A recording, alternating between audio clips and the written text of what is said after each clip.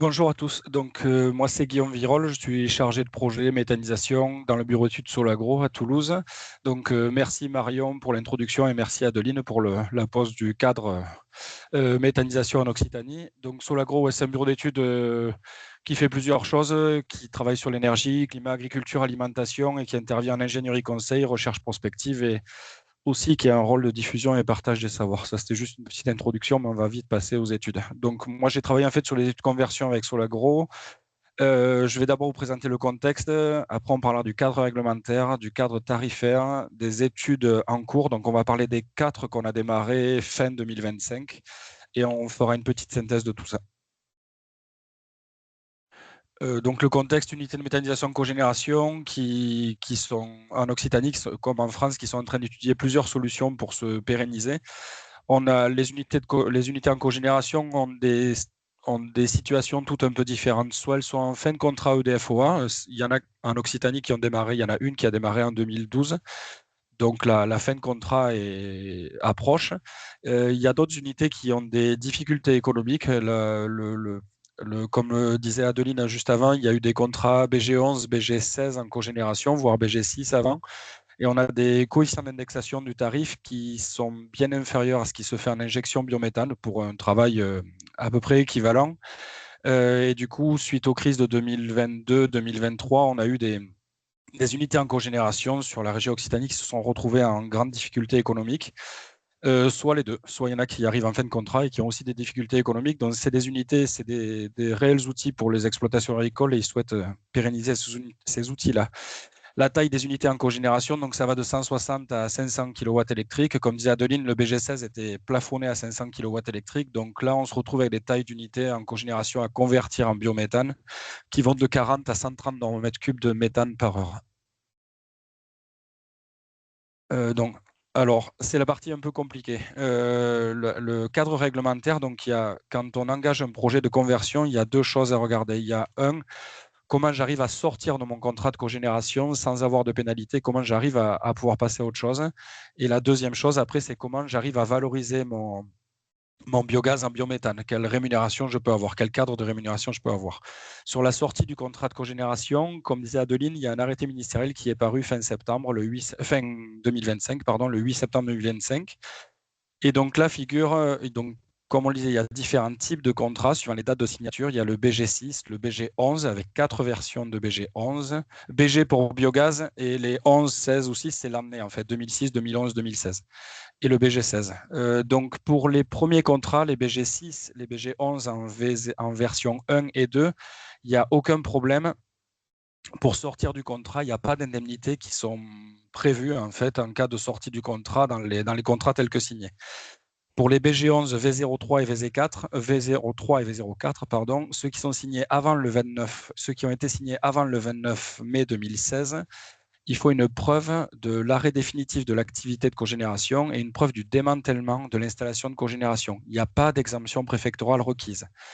Donc la démarche, on va dire, est assez cadrée pour ces contrats-là. Là où ça se complique un peu, où on n'a pas tous les éléments pour engager les sorties de contrats, c'est sur les BG11, V03, V04 qui ont été signés après le 29 mai 2016. Donc, c'était vraiment la toute fin du BG11. Le BG16 est arrivé le 13 décembre 2016.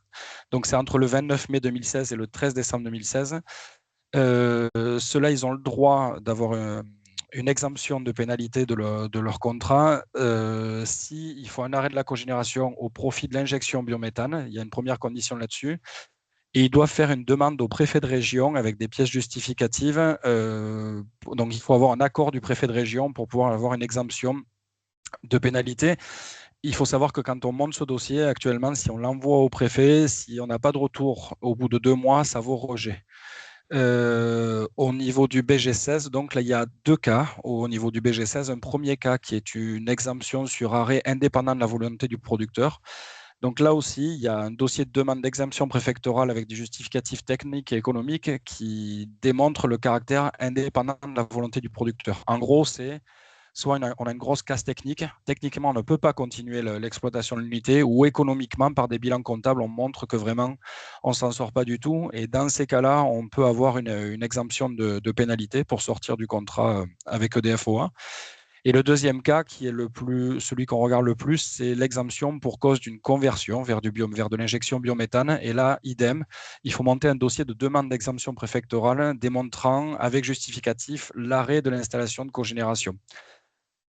Sur ces démarches-là, on a sur les demandes préfectorales, que ce soit pour le BG11, V03, V04 après le mai 2016 et pour le BG16, on n'a pas encore un cadre bien clair qui définit exactement quelles pièces on doit transmettre à l'administration dans le cadre de cette demande d'exemption préfectorale. Et il y a justement l'AMF, la T2E, Club Biogaz, toute la filière qui se mobilise et qui travaille avec la DGEC pour fixer ce cadre. Et voilà, donc là-dessus, la conclusion, c'est qu'il y a vraiment une nécessité d'un accompagnement juridique par un spécialiste, surtout pour les cas avec exemption préfectorale, mais même pour les autres, on conseille une assistance juridique.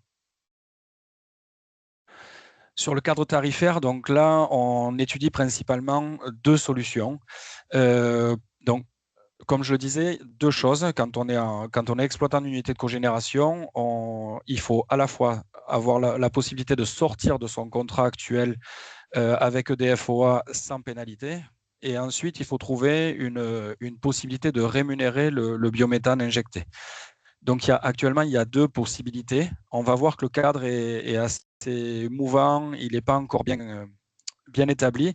La première possibilité, ça serait le contrat d'achat classique sur la base d'un arrêté ministériel. Donc là, actuellement, c'est l'arrêté ministériel du 10 juin 2023. Et l'autre solution, c'est un contrat en BPA. Donc BPA, c'est un mot compliqué, mais ça veut dire Biomethane Purchase Agreement. Et c'est un contrat de gré à gré. En fait, c'est un contrat qui est passé entre un producteur de biométhane, un exploitant d'unité de cogénération, avec un fournisseur d'énergie. Et ça peut être un contrat BPA sur la base de dispositifs des CPB. Les CPB, là aussi, c'est un certificat de production de biogaz. Donc le dispositif CPB, c'est un dispositif extra-budgétaire qui a été mis en place par l'État, qui doit venir accompagner en fait les contrats par tarif d'achat pour arriver aux objectifs des PPE. Les fournisseurs de gaz, sur la partie résidentielle et tertiaire, se vont imposer des quotas de CPB. Donc un certificat de production de biogaz, ça vaut 1 MWh de biométhane. Et ce quota, il est fonction de leur volume de vente. Les obligations sont actuellement définies sur la période 2026-2028 uniquement, donc que sur 3 années. Une consultation a récemment été lancée par l'État afin de prolonger ce système jusqu'à 2035. Donc là, actuellement, il y a une consultation de la filière, je crois jusqu'au 28 mai, pour voir si la filière est bien d'accord là-dessus et qu'est-ce qu'il faudrait faire évoluer dans ce dispositif CPB pour que ça prenne vraiment. Et en cas de non-respect de ces quotas, en fait, les fournisseurs d'énergie se voient appliquer une pénalité pour chaque CPB manquant. Et cette pénalité, elle est fixée à 100 € par mégawattheure. Il est également possible de réaliser un contrat BPA sur la base des garanties d'origine. C'est encore un autre système en parallèle des CPB. On ne peut pas faire CPB plus garantie d'origine. Il faut choisir l'un ou l'autre des systèmes. Mais actuellement, il y a peu d'intérêt pour des cogénérateurs à aller vers des garanties d'origine, car c'est bien plus faiblement rémunéré, donc ça n'a pas été retenu dans les études.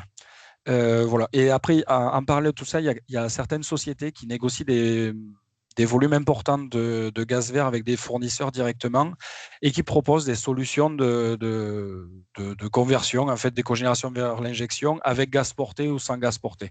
Mais retenez principalement que dans le cadre tarifaire, il y a deux choses. Le tarif d'achat via arrêté ministériel comme en gros en cogénération ou un contrat de gré à gré, un contrat BPA sur la base des CPB, des certificats de production de biogaz.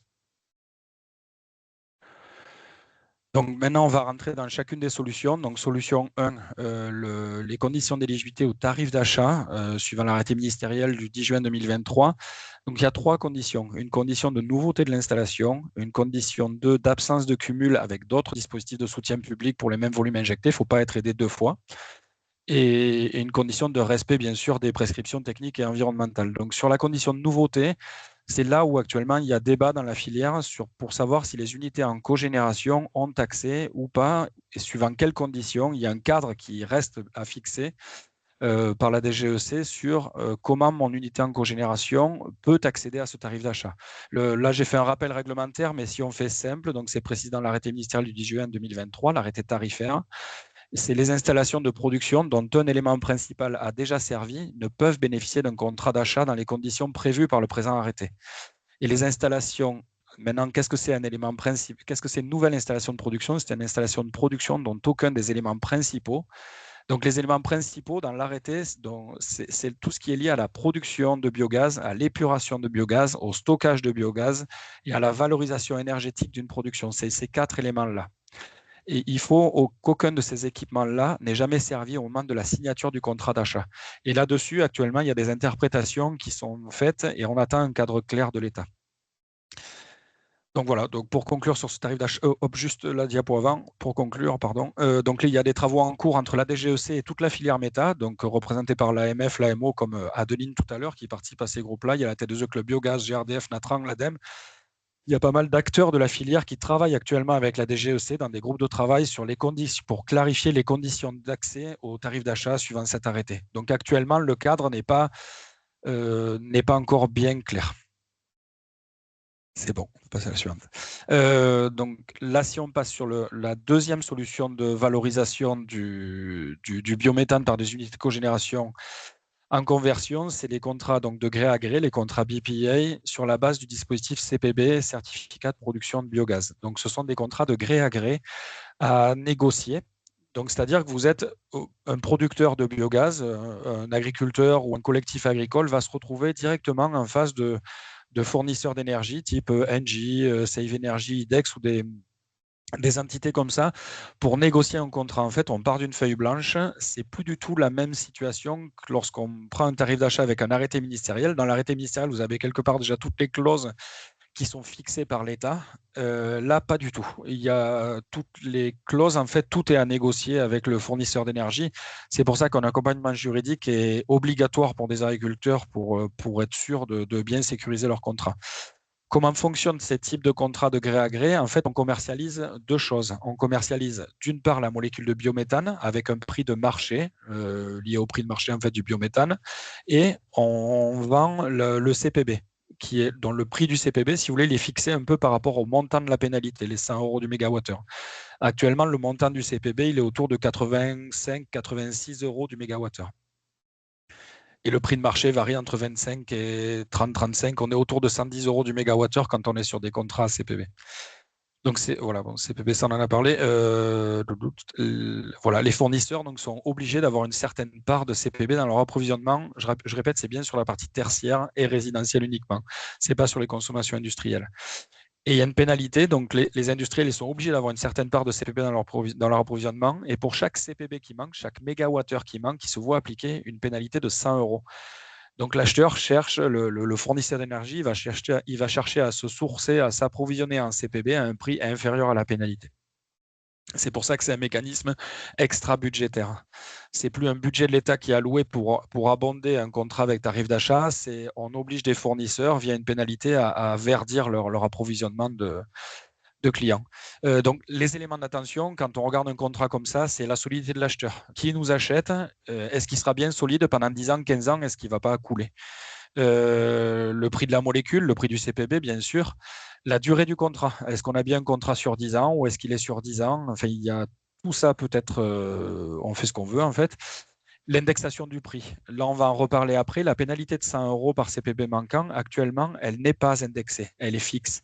Donc, du coup, les fournisseurs d'énergie vont avoir du mal à proposer des contrats avec des indexations cohérentes avec ce qu'on peut voir dans l'arrêté de tarif d'achat qui, lui, est cohérent avec les évolutions des coûts d'exploitation. On a pu le voir surtout pour les cogénérateurs pendant la crise de 2022 où ça avait fait très mal. Ensuite, vous avez des engagements et donc des pénalités sur les volumes produits.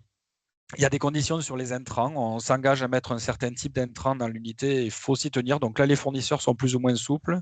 Il y a des engagements sur l'intensité carbone liés à la directive RED. Voilà. Après, il faut bien regarder aussi tout ce qui est conditions de résiliation. Voilà. À la fois vous pour sortir si ça ne va pas, mais aussi le fournisseur d'énergie, dans quelles conditions il a prévu de sortir si ça ne lui allait pas, que ça ne mette pas en danger l'exploitation de l'unité. Donc à ce jour, dans toutes les consultations qu'on a pu faire avec l'ensemble des obligés, on a peu de fournisseurs finalement qui proposent des contrats. Et souvent maintenant, avec tous les remous qu'il y a eu, ils ont tendance à cibler certaines installations qui ont peu d'investissement pour passer en CPB. Voilà, donc il y a des évolutions positives possibles avec la consultation de la DGEC en cours pour prolonger le dispositif CPB jusqu'en 2035. Actuellement, je vous rappelle, on a une visibilité que jusqu'en 2028. Donc c'est très dur pour les fournisseurs d'énergie de s'engager sur 15 ans avec cette visibilité-là. Donc là, on a quelque chose qui va dans le bon sens. On a une consultation de la DGEC pour aller jusqu'en 2035. Ce qu'il faut retenir là-dessus, c'est que c'est très différent d'un contrat d'achat basé sur un arrêté ministériel. Donc, je le répète, il faut un accompagnement juridique absolument. Sinon, c'est trop complexe et trop risqué. Voilà, donc pour reprendre un peu les deux possibilités de rémunération entre les opportunités et les contraintes, un BPA via CPB, les opportunités, c'est qu'en CPB, on n'a pas, en BPI, on n'a pas cette condition de nouveauté comme dans le tarif d'achat, donc on a possibilité de réutiliser en partie les équipements existants plus facilement. Des contrats sur 15 ans sont possibles. On en a vu, même si c'est difficile pour les fournisseurs d'énergie avec le cadre qui leur est proposé en ce moment de s'engager sur le long terme. Les contraintes, c'est que il y a quand même des investissements importants. Il faut remettre aux normes. Il y a des revampings nécessaires techniques sur les digesteurs, sur l'agitation, l'incorporation, etc. Il y a de toute façon une unité d'épuration et il y a un raccordement au réseau de gaz à avoir. Donc après, on va le voir dans les investissements, ce que ça représente entre BPA et tarif d'achat. Accompagnement juridique indispensable sur une négociation de ce niveau-là qui engage quelques millions et sur une quinzaine d'années, il faut pas faire la tête brûlée, il faut vraiment se faire accompagner. Le niveau de rémunération est plus faible qu'en tarif d'achat et l'indexation du tarif est bien plus faible qu'en tarif d'achat dans les contrats auxquels on a pu avoir accès actuellement dans le cadre de ces 4 études.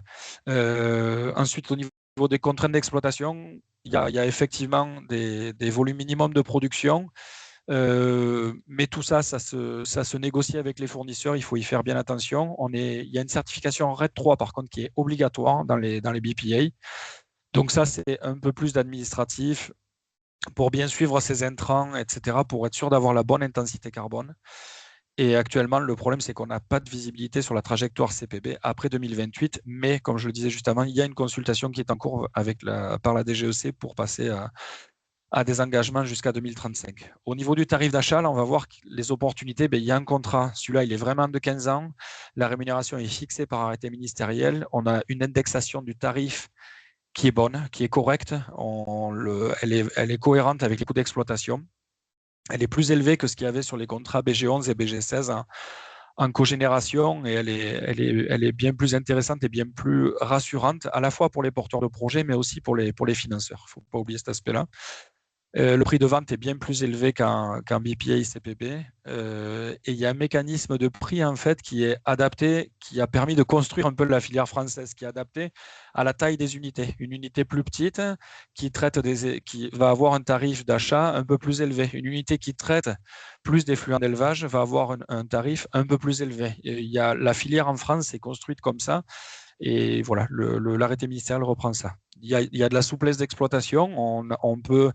On n'est pas fixé en fait comme en cogénération à la puissance souscrite. On peut injecter 20-30% de plus pour rattraper des pertes de production. Donc en termes d'exploitation, c'est beaucoup plus souple que les cogénérations. Et une cogénération, quand ça s'arrête dans la nuit du samedi à dimanche à 1h du matin, en 20 minutes, il faut y être pour 20 minutes, une demi-heure, il faut y être pour redémarrer la cogé.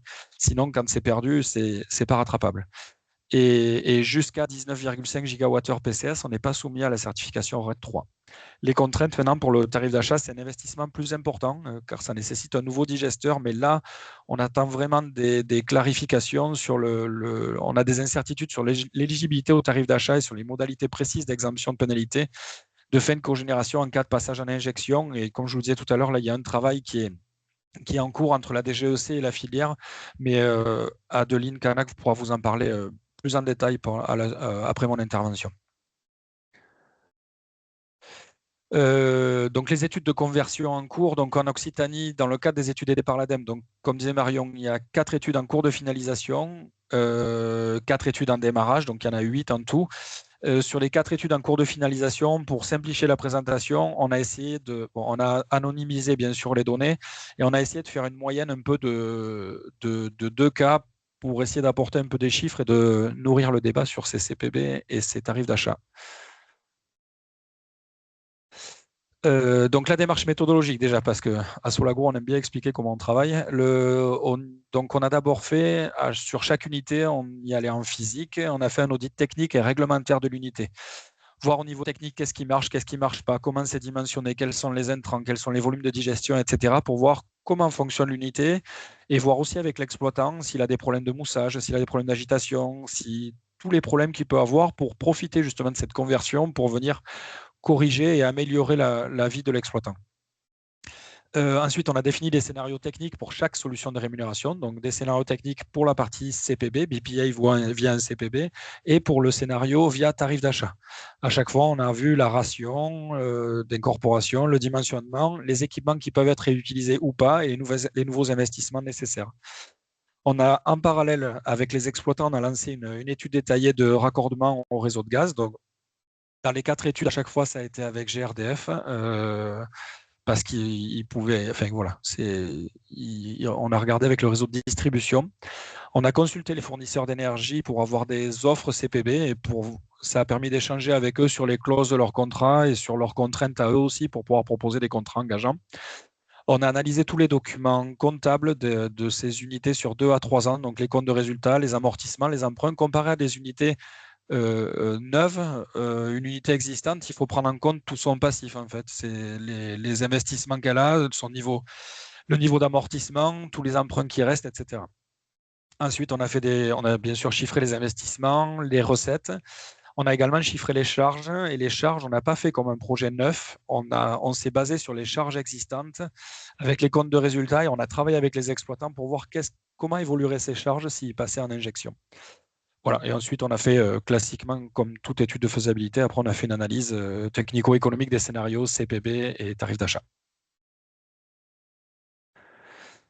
Donc là-dessus, ce qu'on voulait déjà partager avec vous, c'était au niveau des études qu'on fait. Donc on a fait 2 cas types, comme je vous ai dit, anonymisés. C'était déjà vous montrer les niveaux d'investissement qu'il y avait entre les solutions BPA via CPB et tarifs d'achat. On entend beaucoup dans la filière que si on part en BPA avec un CPB, il n'y a quasiment pas d'investissement, beaucoup moins qu'en tarif d'achat, etc. Donc il y en a moins, mais ce n'est pas neutre quand même. Là, dans l'unité numéro 1, donc c'est un cas type à 100, donc c'est à peu près la moyenne des études qu'on a faites, on est à 100 euros au mètre cube heure. Donc c'était compliqué de faire, vous verrez les 2 cas sont à 100 euros au mètre cube heure, mais avec des choses différentes dedans.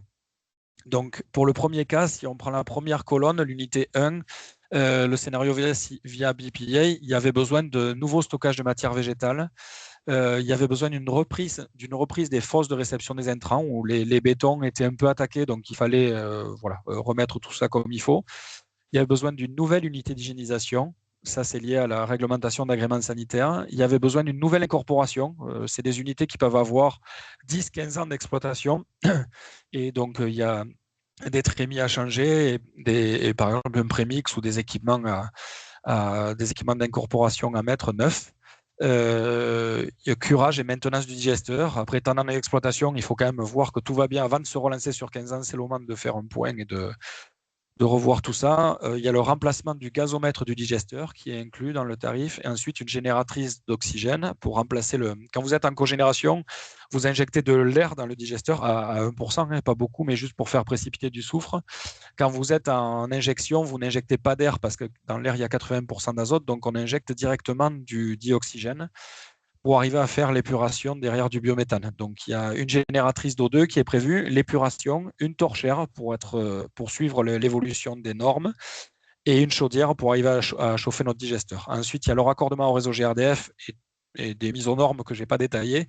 Et là, on arrive à un montant de travaux de 3 millions d'euros pour le scénario CPB.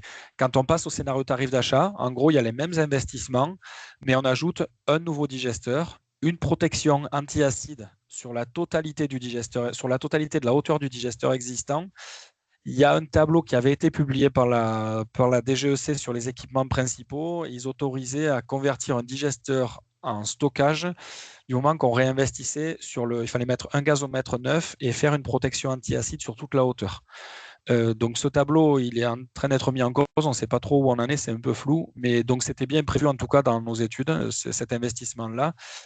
Il y avait les mêmes protections anti-acide et remplacement gazomètre sur le poste digesteur dans le scénario tarif d'achat et il y a un automatisme complètement neuf. On reprenait toute la partie automatisme dans ce scénario-là. Donc là, on passait à 4,2 millions d'investissement. Donc on voit qu'en CPB, on ne passe pas de 1 million à 4 millions entre les deux scénarios. On passe de 3 millions à 4,2 millions. C'est ce qu'on voulait vous montrer, c'est ce qui ressort de ces études-là. On peut passer au cas 2. Et au niveau du cas 2, donc toujours pareil, dans le scénario BPI, il y a aussi besoin de... La plupart du temps, il y avait besoin de nouveaux stockages de matière végétale. Là, juste une amélioration de l'incorporation en ajoutant un équipement, la trémie allait bien. Curage et maintenance des digesteurs et post-digesteurs. Il y avait besoin de remplacer les agitateurs en partie des digesteurs et post-digesteurs, les 3/4 à peu près des agitateurs. Une génératrice de dioxygène, épuration, torchère, chaudière, raccordement au réseau GRDF et mise aux normes. Là, on était sur un montant un peu plus important de 3,4 millions lié au changement des agitateurs pour la partie CPB. Et quand on passe à la partie tarif d'achat, en gros, il y a les mêmes investissements, mais avec une nouvelle incorporation complète. C'est plus qu'un seul équipement. Là, il faut que tout soit neuf. Donc, c'était Trémi plus Prémix. Un nouveau digesteur. On investissait sur des agitateurs, mais un peu moins, parce que le digesteur et le post-digesteur actuel passaient en stockage de digesta, donc moins de besoin de puissance d'agitation. Donc, on n'était pas obligé de tous les changer. 50% au lieu de 75%. On prévoit les protections anti-acides sur les digesteurs et post-digesteurs sur toute la hauteur. Il fallait une nouvelle séparation de phase. Voilà, et un automatisme neuf en plus. Donc là, on passe de 3,4 millions à 4,5 millions. Mais dans nos études, il y a des sites qui montent à plus de 5 millions d'euros d'investissement en tarif d'achat. Mais là, on a essayé de faire une moyenne un peu sur deux cas types. La conclusion de ces deux choses, de ces deux cas types, en fait, et c'est ce qu'on a vu sur les 4 études, c'est que le scénario BPA, certes, il y a un investissement qui est moindre parce qu'on a le droit de réutiliser plus d'équipements, mais reste l'épuration, le raccordement au réseau de gaz, les mises aux normes et des investissements techniques sur des unités qui ont 10 à 15 ans d'exploitation. Donc l'écart n'est pas si important que ça. On peut passer à la suite. Voilà, donc là, c'est une analyse économique rapide. Donc, vous retrouvez les deux cas types, le cas type 1 et le cas type 2, avec d'un côté le CPB, de l'autre côté le tarif d'achat. On est en débit, on est partout à 100 euros au mètre cube heure. En investissement sur le cas type 1, on est entre 3 millions pour le CPB, 4,2 millions pour le tarif d'achat. Le prix d'achat du biométhane, en fait, c'est là où on voit déjà, même s'il y a moins d'investissement en CPB, on a des tarifs qui sont, on va dire, entre 110 et 115 euros du mégawattheure. Sur ce cas-là, on était à 111 euros du mégawattheure. Là où en tarif d'achat, on arrive à monter à 136 euros du mégawattheure. Ça se voit directement au niveau des recettes où on passe de 1 037 000 en CPB à 1 265 000 en tarif d'achat. Sur les charges, on est quasi équivalent. Il y a un peu plus de charges en tarif d'achat parce qu'on a investi dans un nouveau digesteur, dans des nouveaux équipements. Donc, ça ajoute des coûts de maintenance, de renouvellement d'équipements dans les charges. Et on est sur un EBE moyenne, donc sur le cas type 1, entre le CPB et le tarif d'achat, on passe de 300 000 à presque 600 000 euros. On ne double pas, mais presque l'EBE par la différence en fait, sur le tarif d'achat. Donc on arrive forcément à des TRI de moins de 5% sur le CPB et à environ 9% sur le tarif d'achat. Et un DSCR, ça c'est le taux de couverture de la dette. Le TRI, pardon, c'est le taux de rentabilité interne. Et le DSCR, c'est je ne vous le fais pas en anglais, c'est le taux de couverture de la dette en français. Et on est à 98%, donc on est même inférieur à 100% sur ce cas type-là en BPA, et on a 130% sur le tarif d'achat. Des financeurs, banquiers ou autres, pour qu'ils puissent venir aider les agriculteurs à faire leurs projets, ils vont avoir des exigences sur le TRI et sur le DSCR, sur d'autres choses, mais si on veut deux indicateurs simples, le TRI, il faut qu'il soit supérieur à 7% et le DSCR doit être supérieur à 130% pour que des financeurs puissent venir aider ces projets-là. C'est des choses classiques qu'on voit dans le financement de ce type de projet-là. Si on passe sur le cas type 2, un peu la même analyse.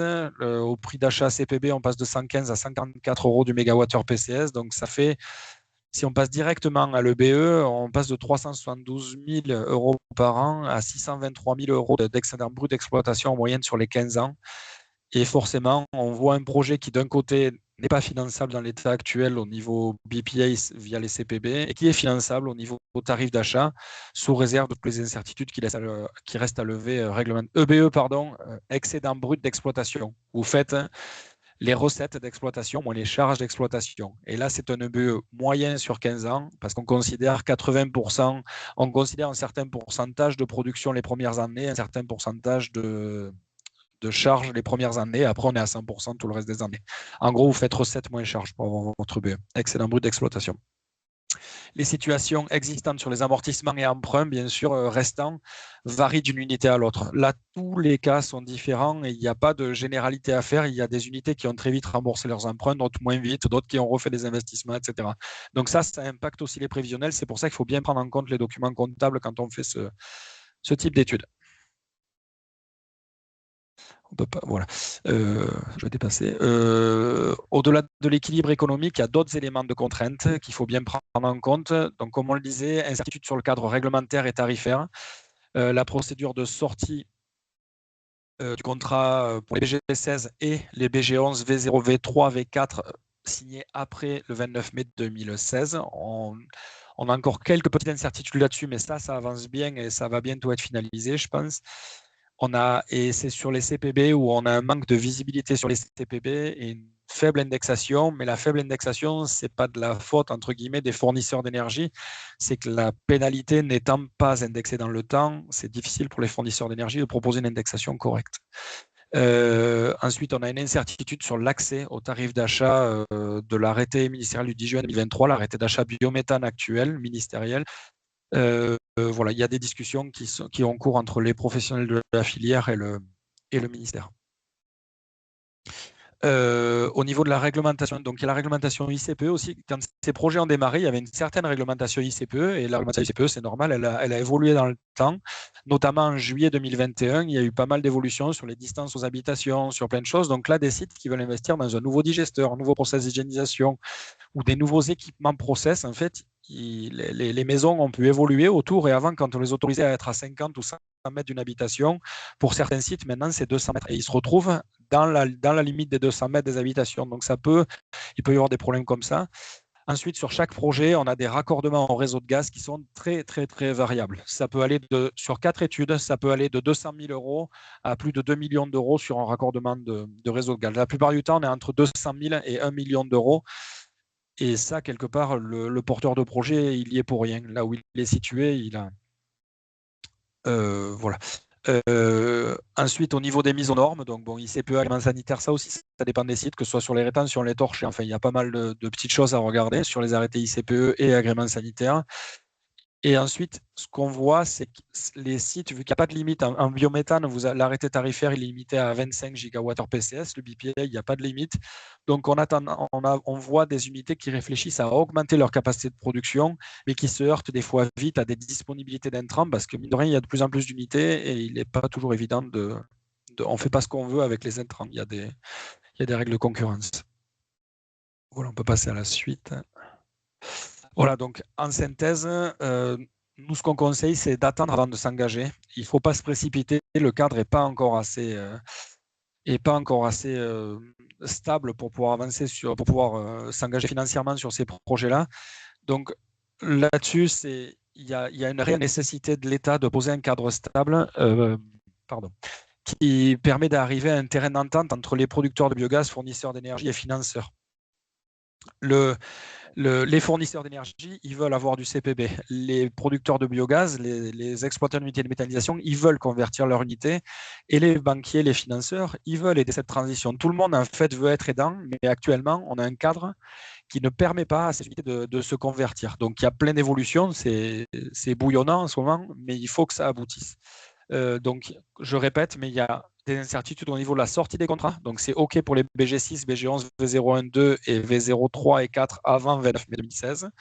Il y a une procédure qui est en cours de finalisation pour les BG11, V03, V04 après 29 mai 2016 et pour les BG16. Donc, ça avance sur la partie sortie de contrat de cogénération avec une exemption de pénalité. C'est l'enjeu. Sur les dispositifs CPB, on a besoin d'une visibilité et d'une indexation du tarif. Donc là, il y a une consultation qui a été lancée par la DGEC qui se termine, je crois, le 28 mai. Donc celle-là, elle est très, très importante et on attend avec hâte les conclusions de tout ça. Et au tarif d'achat, pareil, la filière attend de pied ferme d'avoir des qu'on valide des conditions d'accès ou non, qu'on fixe les règles du jeu en fait, sur l'accès à ce tarif d'achat. Donc pour conclure là-dessus, c'est besoin d'un modèle viable économiquement pour accéder au financement bancaire. En fait, il est nécessaire de poser un cadre qui permette d'arriver. Le but, c'est d'avoir un cadre pour que à la fois les fournisseurs d'énergie, les producteurs de biogaz et les financeurs, les banquiers, etc., puissent travailler ensemble. Actuellement, il manque un cadre clair, c'est trop mouvant pour que chaque partie puisse s'engager, pour qu'on puisse aller plus loin. Donc il y a vraiment besoin d'arriver à un cadre incitatif et bien cadré. En attendant, nous, ce qu'on fait avec les porteurs de projets, en accord avec la filière, c'est qu'on consolide techniquement et économiquement les projets pour être prêts. Quand toutes ces conditions réglementaires tarifaires seront OK, que les porteurs de projets soient prêts à démarrer et ne perdent pas de temps. Et on le répète, sur ces projets-là, il est nécessaire, entre les sorties de contrats et les conclusions de nouveaux contrats, il est nécessaire de se faire accompagner par de l'expertise juridique. Voilà, j'espère que j'ai été assez clair. C'est des sujets un peu techniques, mais voilà, il y aura une partie pour les questions. Je vous remercie.